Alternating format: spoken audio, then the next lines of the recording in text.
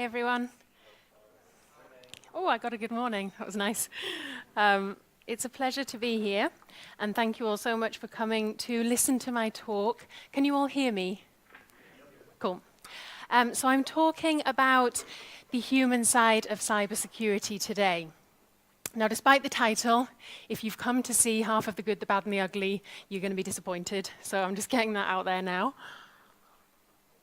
What I'm talking about is cybersecurity training for the average user. So what we tend to call awareness-raising training. Before I get going, I would like to introduce myself. It's my first time speaking in Estonia. Probably a lot of you have not seen me speak before. We haven't met before.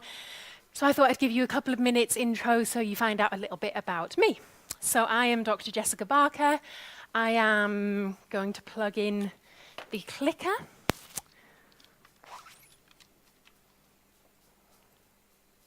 And hope that that works. Yes, so I'm Dr. Jessica Barker, not this kind of doctor, but this kind of doctor.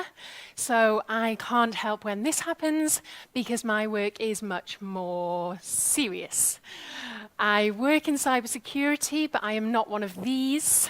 I am not one of these, and I don't often go to work dressed like this. My background is in sociology. So I focus very much on the human side of cybersecurity. I run a consultancy. I've been running a consultancy for about the last 4 years. If you want to know what a consultant is, you do what we all do, which is you ask Google. And Google Images will tell you that I write the word success on a transparent wall a lot. I am very good at jigsaw puzzles. And I'm so good at those things that I get lots of high fives and fist bumps. Fist bumps. I also, as well as doing the consultancy stuff, I do quite a lot of public speaking and quite a lot of media work, which is really good fun. And as Joe said earlier, it does keep you busy because there's been so many stories lately around cybersecurity. So when you're on the news talking about cybersecurity, that means that there will be lots of appearances where you will see me looking shocked. You will see me looking disappointed. You will see me looking angry. And sometimes, on a bad day, you'll see me looking really, really sad. Because working in cybersecurity makes you shocked, angry, disappointed, and sad, we've all got to let off steam somehow. And I do that by doing stuff like this. You thought I was joking when I said I don't often go to work dressed with my balaclava and gun. Casual Friday only. Stuff like this, which is really good fun, highly recommended. And I like making stuff like this, alarm clock, not bomb. This kitchen timer, and I do a bit of jewelry making as well. So that's me in a nutshell. I'm now going to get on to the serious stuff and talk about cybersecurity awareness raising.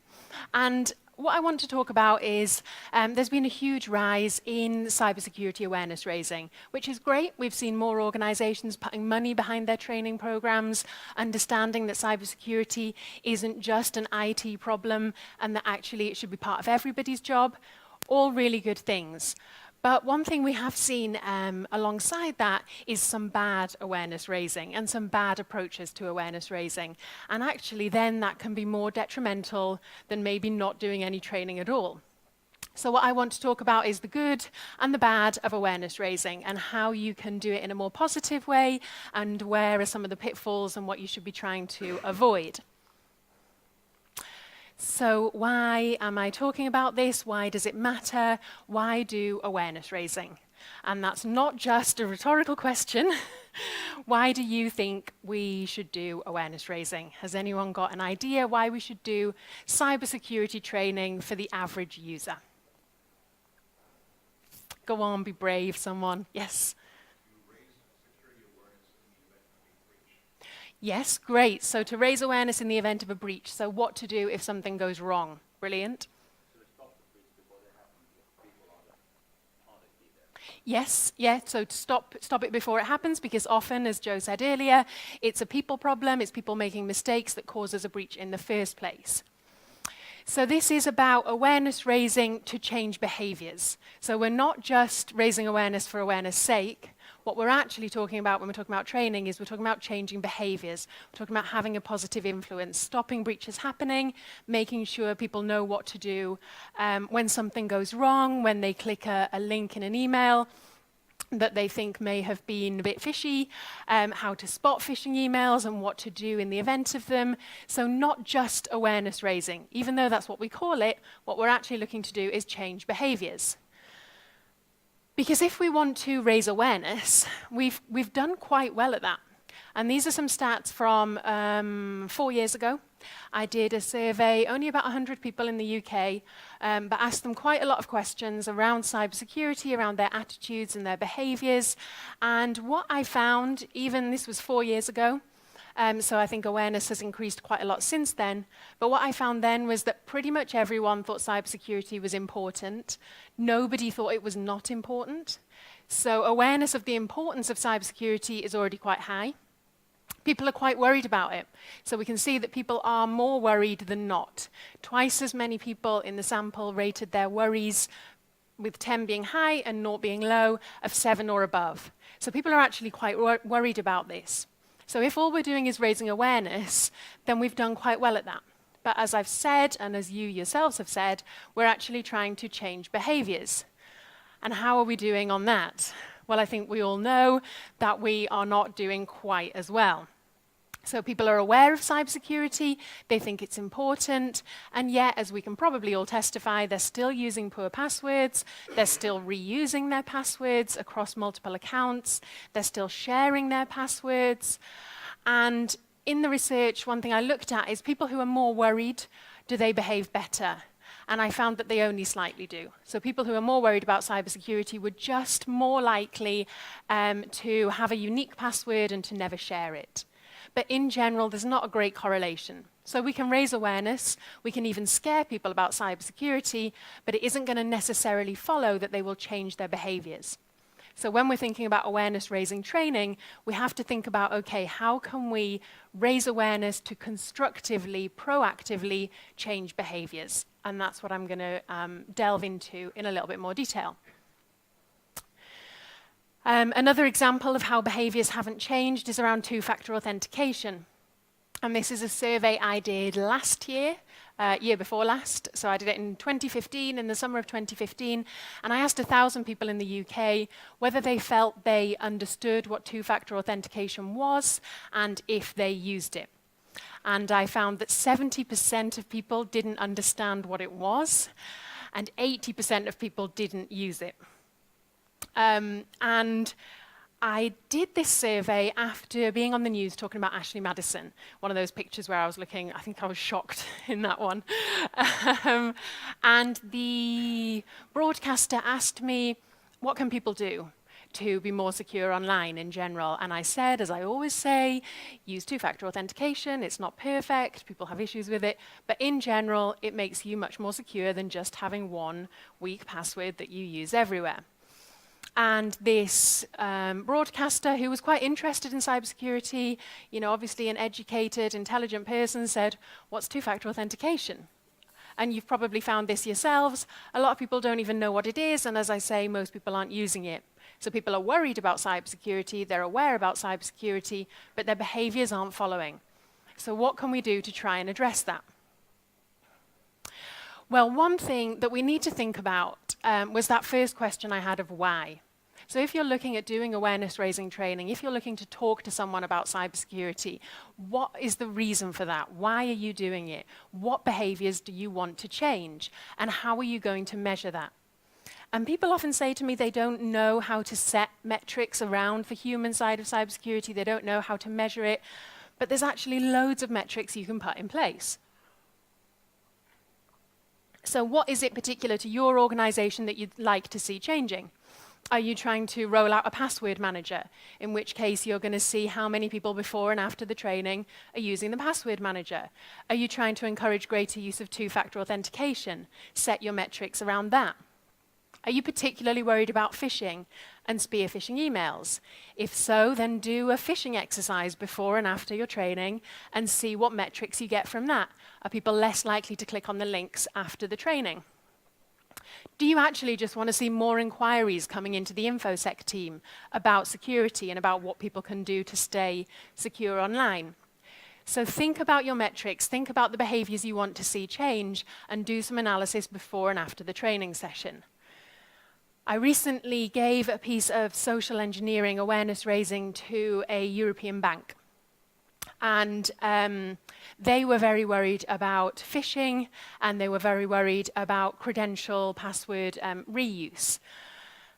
So what they looked at was around their password manager. They'd been trying to roll out a password manager for a long time. They'd held like how-to workshops on it, so get people in and teach them how to use it. They hadn't had a very high uptake. I went in with a colleague and did social engineering awareness raising. And one thing we did was a password reuse demo. So we showed how many passwords in one compromised breach then reappear in another set of data from another breach. And of course, you can imagine when we start showing the demo, it's just passwords rolling and rolling and rolling, you know, the kind of thing. We know the kind of thing. They had never seen it before. They had no idea how easy it is, not just even to crack a password, but to get a password that's been reused elsewhere. And what we found was the participants, there were about 300 participants, and password manager use went up over 60% after those sessions. That was much, much higher than the how to use a password manager session. So it's really showing people how cybercrime is carried out, why, for example, having a good password matters, and setting your metrics around it. So we're now going to talk about communication. And if you've ever seen me talk before around the human side of cybersecurity and around communication, you may have heard this before, because it's one of my absolute favorite things in demonstrating why we have to pitch our communications at the right level and why we have to talk in the right language. So I'm going to play a bit of a file, and then you're going to hear a sentence. I'm going to ask you what that sentence is, and I want you to tell me as long as you've never heard this file before.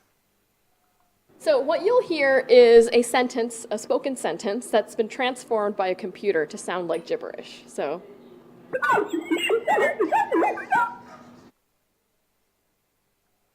Any takers? R2-D2, very good, but wrong. Any others?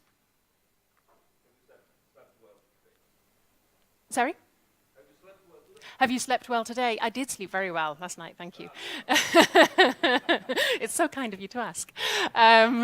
No, that's a good guess, but it's not right. And I would be worried if you'd got it right and you'd never heard it before. That would mean that you were a robot, which is why I like to ask and ask again, because unless you have heard the translation, there is no way you will be able to tell me what that sentence was. I'm going to play the file through so you can hear the whole thing. So what you'll hear is a sentence, a spoken sentence, that's been transformed by a computer to sound like gibberish. So. Any idea what they said? No. Okay. You can hear it one more time. Okay, now we'll hear the real sentence. The Constitution Center is at the next stop. Does it make sense that time? Yeah, wait, was that the same? It was the exact same sentence that you heard the first time. No way. It's the exact same sentence. Your brain is always using prior information to make sense of new information coming in.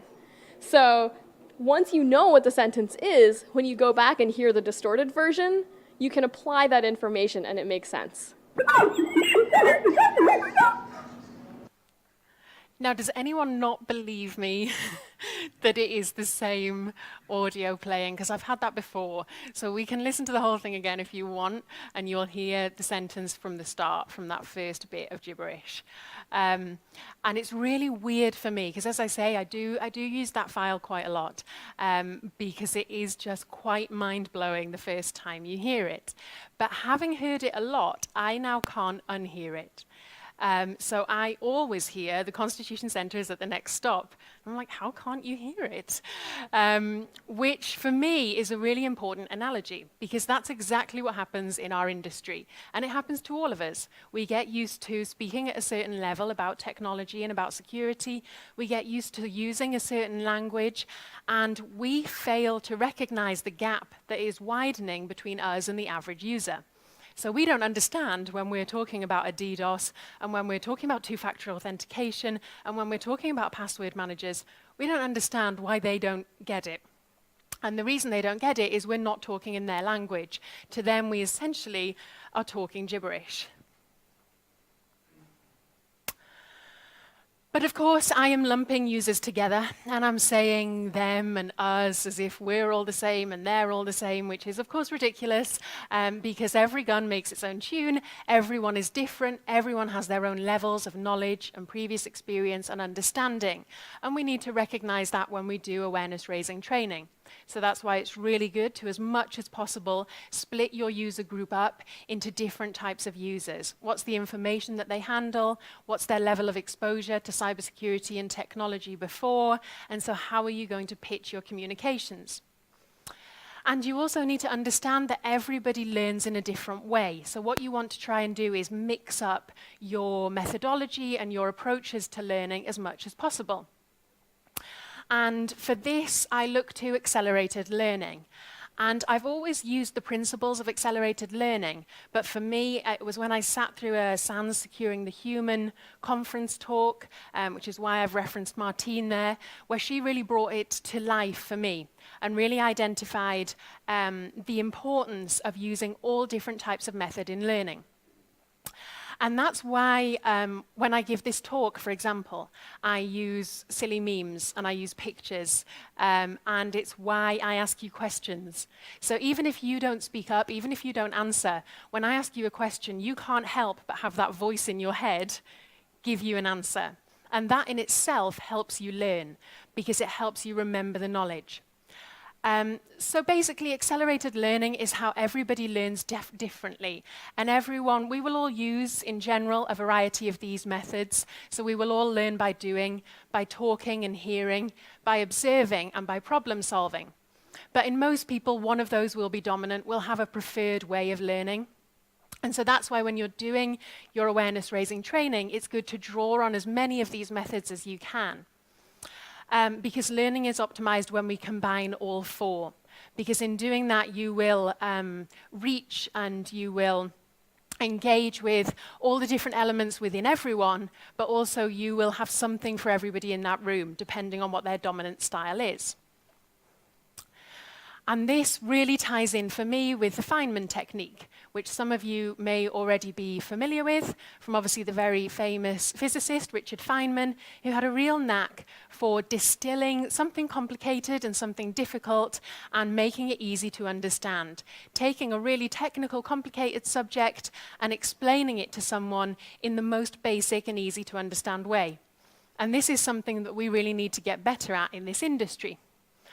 So what you can do, for example, in your awareness-raising session is give everyone a notebook, a new, clean, crisp, fresh notebook. And tell them at the start of your session, when you're doing a session like this, to list every concept that they don't fully understand, that they feel like if they had to explain it to someone else, they wouldn't necessarily know the whole thing, even though you might have talked about it. Then what you're going to do is give them about half an hour and say, pick one of those things and research it. Look into it, learn it, write some notes on it, and then with your neighbor, you're going to explain what you've learned to them and the concept to them, and they're going to explain the concept that they've learned to you. And in that way, you're going to share that knowledge. And really, the learning is done by the person who does the explaining, not by the person who's listening. And if you can, as much as possible, simplify it, use stories, use analogies, bring it to life. Because once you've understood something to the extent that you can explain it to someone else, that shows that you really know every facet of it. And if you get halfway through explaining it and you think, I don't quite know how to explain this bit, or I'm going to get caught out because I don't quite understand this bit, that's when you need to go back and you need to go over the knowledge again and make sure that you truly understand it. And so this could be any concept, or you might want to pick a couple of things to concentrate on. You might say, if I had a group such as yourselves, I might say, okay, you're going to alternate. One of you is going to look at spear phishing or phishing, and the other one's going to look at ransomware, and then you're going to explain those concepts to each other. But that thing of having the notebook, making the list, and learning something so you can explain it to someone else. And not just using this in awareness-raising training, but I would really recommend this for your own learning as well. It's a fantastic way of learning a new concept. So why do we need to do this? Why can't we just sit everyone down and get them to go through computer-based training? Why can't we just talk at someone for an hour and expect them to learn? The reason that we can't is fatigue. And again, this won't be news to anybody. We have all seen it, I am sure, with users in our organization, with our parents, with kids, with friends. People feel tired of security. And that is partly because it's constantly in the news, they're constantly bombarded with it, and it's also because we give people a list of things they have to do. They have to use a complicated password. They have to not use it across all of their accounts. They have to have a different password for every account, and they've got about 22 accounts in the UK at least on the internet. You can't reuse a password once you've used it before. Should you write it down? Don't know about that. Should you use a password manager? Oh, well, that's one single point of risk, isn't it? You should use two-factor authentication, but then, it can be compromised if it's SMS-based. So we're constantly giving people rules and caveats and not quite sure of the advice, conflicting advice. We are bombarding people with things that they've got to do, things they've got to learn, things they've got to know about, and so people feel fatigued. It's quite hard work when you're in the industry yourself, but if it's not your day job, if it's not what inspires and excites you, if it's just something else you've got to do on side of everything else, it can be really hard to keep up with security.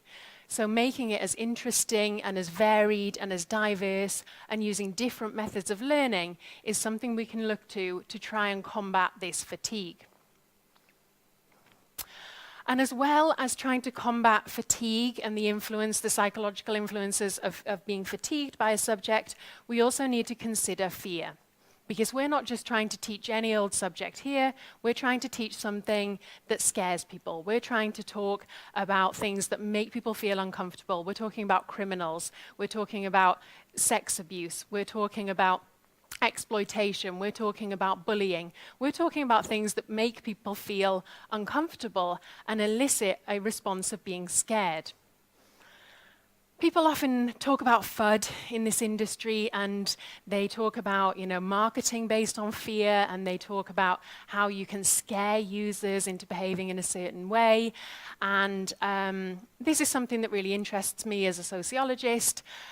Can we scare people into behaving in a certain way, or is fear detrimental?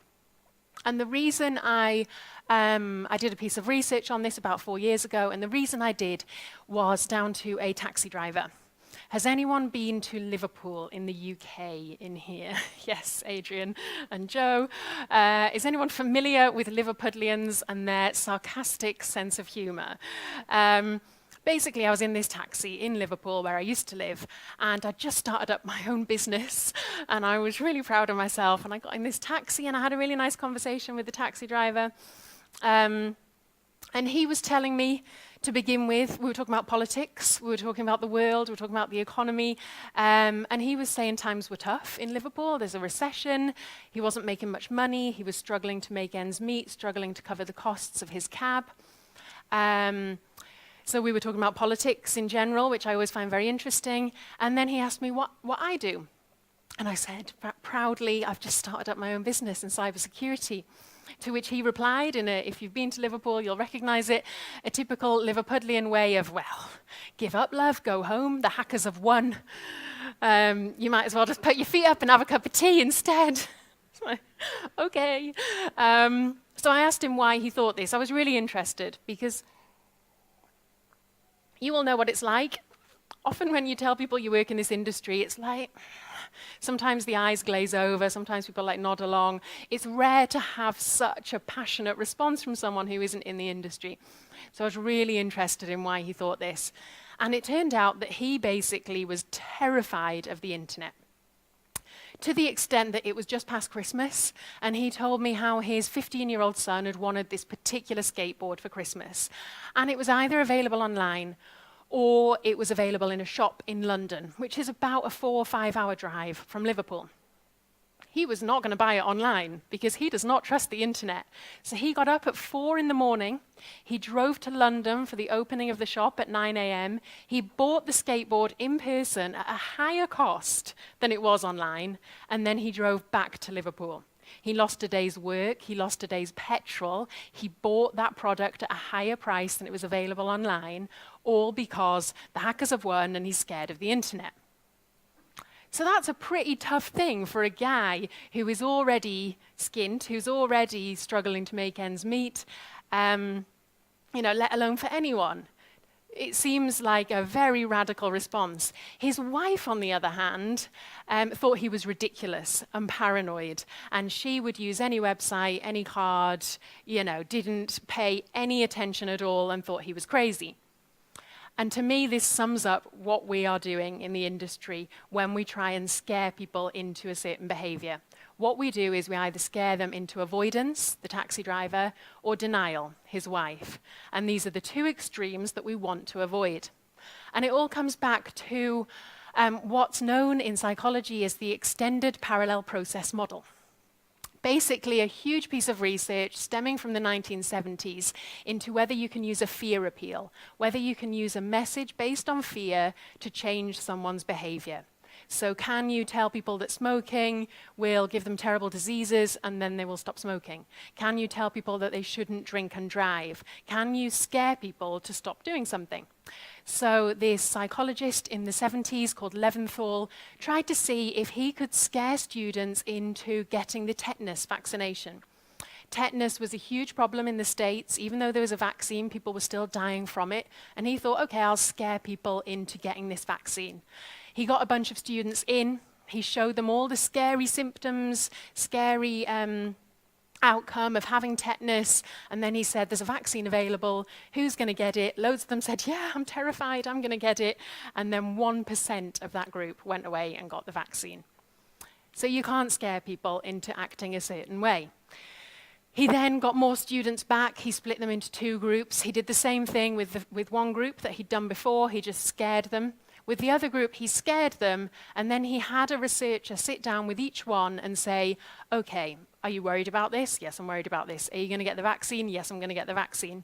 Let's have a look at this campus map. This is where we are now. This is where the university library is. This is where the health center is. This is where the student union is. Whereabouts do you live? Okay, so how would you get to the health center?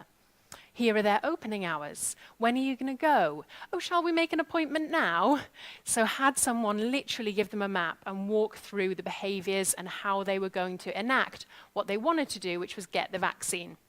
And this is what we need to do with cybersecurity. The steps are making sure someone knows the threat is real, making sure someone knows that the threat applies to them. So yes, hackers do want your data. Making sure people understand the responses that we are recommending, breaking down what two-factor authentication is, what a password manager is, why you should have a different password for every account, for example, with a password demo. And then how are you going to do it? Giving them the resource, giving them the time, giving them the support so that they can actually do what they want to, which is what most people want to, which is do the right thing for the organization and for themselves and keep themselves more secure. I'm just going to cover this quickly because I'm conscious of time. But when we talk about awareness-raising training, we often talk about, as I have done today, the users and how we have to teach the users about security, which is really important. But how many organizations teach the InfoSec team or the IT team about the users? So if your InfoSec team or your IT team has contact with the average user and they need to communicate messages of cybersecurity, maybe they're even in charge of the training, then how much have they been trained in psychology, in sociology, in communications, in marketing? Research by SANS, and I don't have the statistic off the top of my head, but research from SANS shows that most cybersecurity trainers come from a technical background, which is brilliant for having the technical knowledge, but not so helpful for understanding human nature and how you actually communicate a message to enact positive behavioral change. The average person in IT, for example, might think that users are rational. And they might think, why don't they do all these things that I'm telling them to do? And they might fail to understand that in psychological terms, most of us in our brains, we have a rational side, but we also have Homer Simpson. We have an irrational side. So we have this short-termist, impulsive, emotionally driven part of our brain, Homer. And trying to rein Homer in is the logical side, Spock. And where Spock falls down is when we get in what's known as a hot state. So when we see something tempting, such as a pretty picture on LinkedIn of somebody trying to connect with us. We don't know them, but we're quite curious. Another hot state. An email comes in and says, I've seen these pictures of you last week at a party. And you think, I haven't been to a party, but I want to see the pictures of someone else at a party. There's your curiosity. Greed. Click here and win a free iPad.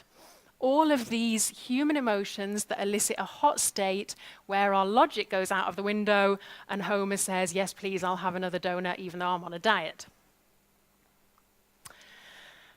And the importance of teaching your InfoSec or your IT team about users is as important as teaching your users about security. What you're trying to do is avoid a standoff, where you've got IT in one corner, the users in another corner, and then the business trying to say, come on, can't we all work together and sort this out? Because what we want to do is empower everybody. I know you're thinking that ice cream is the most potent method of war. It's not, but maybe of peace. So empowerment is what is most important when we are trying to get people to change their behaviors, when we're trying to bring people together, when we're trying to encourage people to do what we want them to do. What you want to do is empower them. You could also take along food. That works very well. Maybe not ice cream because it melts, but when I'm doing a training session, I like to bring people in with food. So that could be a lunch and learn session. It could be having chocolates. It could be giving chocolates away as part of a pop quiz where you ask people questions. But people love food when they are being given training. So I am going to conclude now, and I'm going to do a bit of a Benjamin Button on the good, the bad, and the ugly, because I didn't want to end on the ugly. So I'm going to start with the ugly. So what are the messages that I want you to take away today?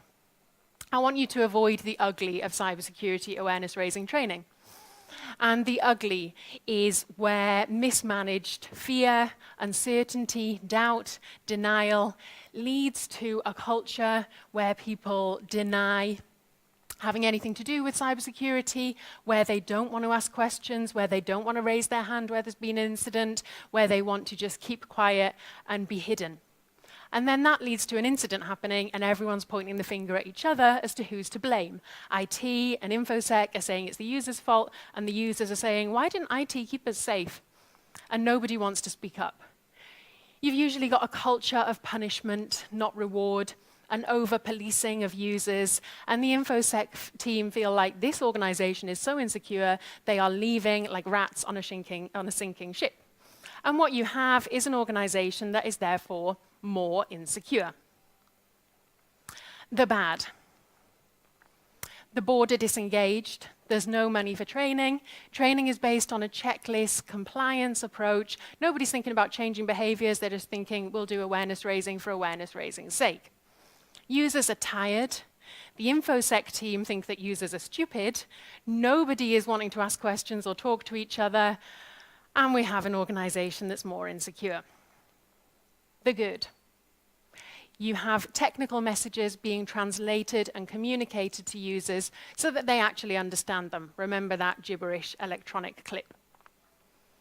You have a constructive engagement with emotions such as fear, such as uncertainty, so that people are curious, so that people are talking to each other, so that people are asking questions and drawing on psychology and the tetanus example. We're providing a roadmap and really breaking down the behaviors that we want.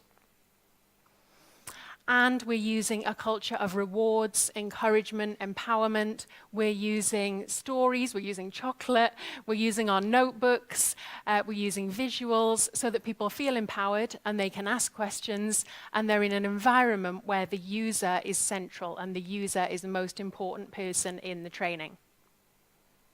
Thank you for your time. I think we have just a bit of time for questions, if there are any, but I'm around all day and always happy to chat. You can also, of course, find me via the internet, where I'm happy to connect and talk about all this stuff.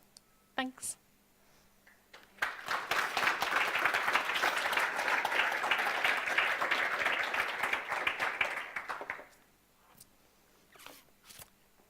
If we have any questions, yes.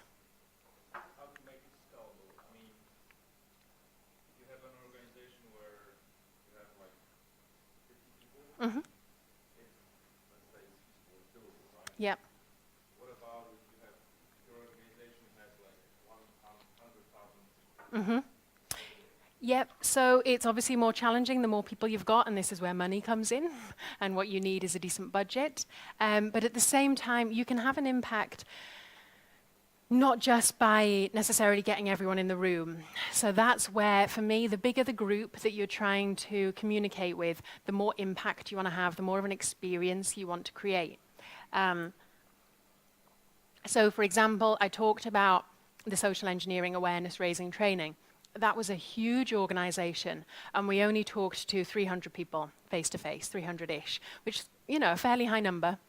So what we looked to do there, because it was a high number, but nothing compared to how many they had in that organization. So what we looked to do was really create an experience that people would go back and tell their colleagues about. So create something that's really energized, really innovative, that uses demos, and that is something that they haven't just seen before, so that they will go back and they will tell their colleague, like, I just sat through this, like, really interesting session. And it was really successful. It really worked. And what we found, so we did the 300 people over 3 days, and our sponsor in the organization got countless emails from people who hadn't attended but were saying, can I come? Is there another session? Is there any materials I can learn from it? So the final session we recorded, and it's not the same as being there in person, but they still could watch this video and get a sense of what we did on the day, and also get some of that information at the same time. Anyone else? Everyone wants their coffee break. I don't blame you. So I think we have a bit of time while we're changing over rooms. But thank you all for your time, and hopefully we'll get a chance to chat later on today.